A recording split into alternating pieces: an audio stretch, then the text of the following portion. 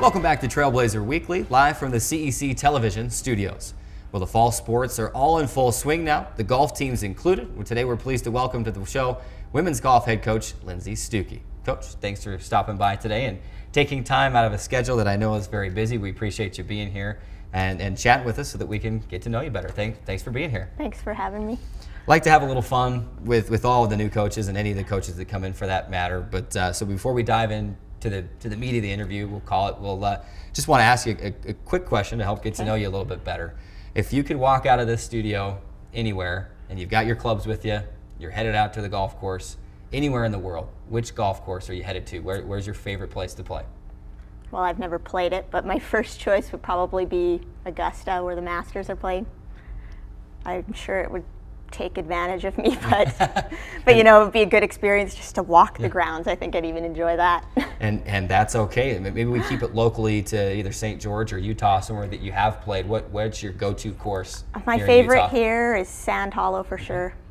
I've worked out there as an assistant professional, and I just think it's so beautiful. Being from Canada, we don't have the red rocks like they have out there, and it's awesome.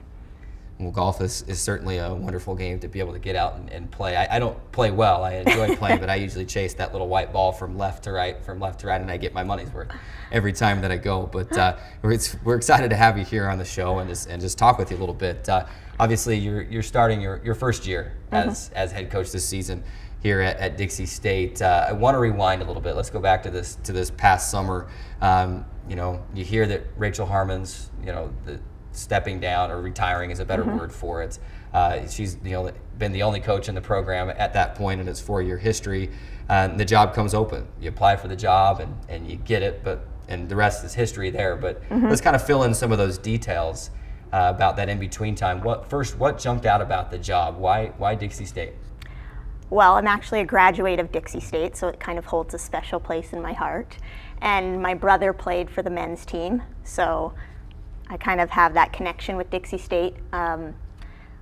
Just women's golf in general. As I was teaching in the community, I found my niche kind of with girls golf and junior golf. So when it came about that the job was open, I was so excited because it's something I'm really passionate about. Like you said, you've had other jobs and golf pros and individual instruction, a lot of that. Also, a couple stints at coaching at Hurricane High School a few years ago. What made you want to make that jump to get back into coaching, and specifically at the collegiate level? I played collegiately at the University of Central Arkansas, and my experience was just a great experience. So the opportunity to provide young girls, young athletes, trying to create a special experience at the collegiate level was really what I wanted to do. And I feel like my background experience really lended well to that. Absolutely. Of course, being a golf coach is a little bit different than being coaching football or basketball. Obviously, you can't call a timeout at a tournament and be there and help each one of your players set up each one of their shots. Yeah. I've always wondered, though, how much are you actually able to interact with each of your players at a tournament? That kind of provides an interesting dynamic. Yeah, you always feel like you're neglecting someone. I learned at the first tournament, but I've kind of learned which players need help where, and they've let me know, and that's been the biggest learning experience for us as a team, is trying to figure out the dynamic and where everybody needs help in their game as far as on the golf course. Of course, you've got that perspective from both, like as you mentioned, a player and a coach. Maybe stepping back, maybe from a player's perspective, saying, maybe they don't want the coach right there all the time, and they say this is an individual sport. I'm kind of excited to just go out and do my own thing. Do you get that feel every once in a while as you're out with them? Yeah, some of them don't want the help at certain points in time, and I'm fine with that. I just want to help them where I can. Let's talk about this year's team. Obviously, a very young squad. You don't have any seniors on the roster. Maybe not an ideal situation for a first-year coach, but certainly some talented ones coming back. Like a Colbert Collinsworth coming back from last year, and you've got some great players coming into the program. But how much do you, as a coach, then rely on those that have been here in this program to provide kind of leadership role? Yeah, we have 3 returners and only one, Colbert, as you mentioned. She's the only one that's had really any tournament experience. She's been really good at helping the younger ones calm their nerves, which has been our biggest problem, is just kind of getting the girls calm down at the tournament so that they can play at the level that I know they're capable of. A lot of new players, as we mentioned, and the returners are familiar names, but who are some of those names that we should be familiar with, those new ones that we're definitely going to get to know as the tournaments build up? Yeah, we've got Katie Perkins. She's actually from St. George. She transferred from UVU, and she actually showed our best showing at the tournament, a tie for 7th, which was amazing in a huge field. She shot her best tournament round ever at 1 under. It was awesome, and she's going to be one to watch out for. As well as Taylor Bandley, who's also from St. George, which is kind of fun. It brings a lot of locals out to maybe show some support to our program. You look at golf, and again, kind of another one of those interesting dynamics. I think a lot of people look at it and say, what do you do for practice? How do you get ready for tournaments on a weekly basis? Or on a bi-weekly basis, or however often you play those tournaments? Do you just out and strictly on the course playing 18 holes that day, or how do you draw that balance between out playing on the course and then saying, well, we got to do some range, we got to do some short game, some chipping, some putting? How do you draw that balance? We're really working a lot on course management right now. All these players have the skills.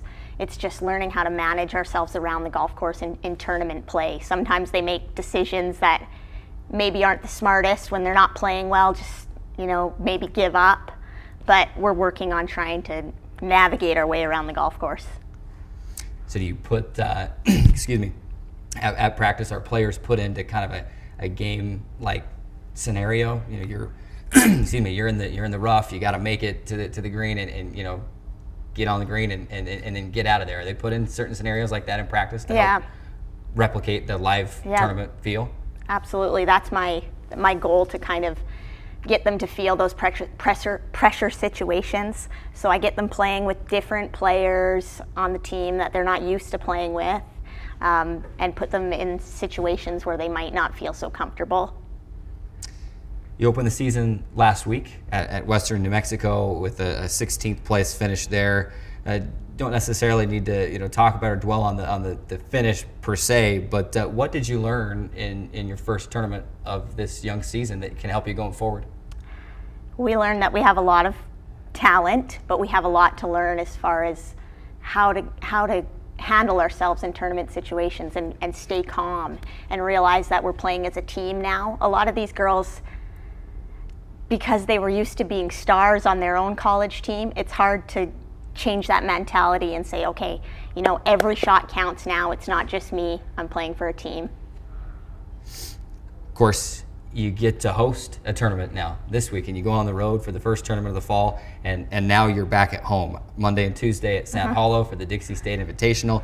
How nice is that to be able to stay at home now? You don't have to worry about the travel with your girls. You don't have to worry about some of the stresses that come from being on the road. Players can sleep in their own beds. You can sleep in your own bed. The course is familiar. You go out. How nice is that to be able to do with your second tournament here in the fall? It's going to be great. We've been practicing a lot out at Sand Hollow, and the girls are comfortable out there, so I think it's going to prove to be a huge benefit to us. Do you know much about the teams that you're going to be facing at the Dixie State Fall Invitational? I know it's been kind of an annual thing. Yeah. Kind of give us the lowdown on kind of the competition that may be there on Monday There's and some Tuesday. strong teams for sure, most of which we saw at the Western New Mexico tournament. So we know we've got to play well if we're going to compete.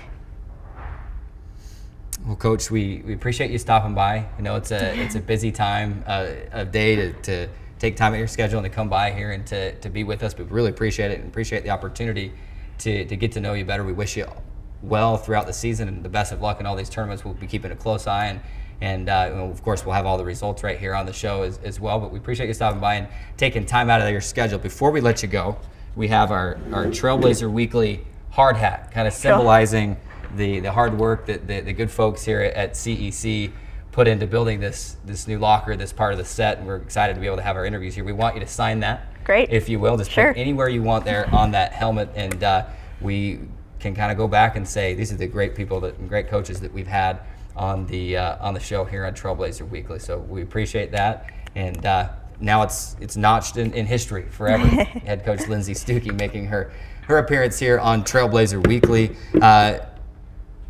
We appreciate you being here. Thanks again, Coach, for having me. It's time for our next break. When we come back, we take a look ahead at the next week in Dixie State athletics. We'll also hear from women's soccer senior Aubrey Detmer in our player profile feature. We are back with more after this.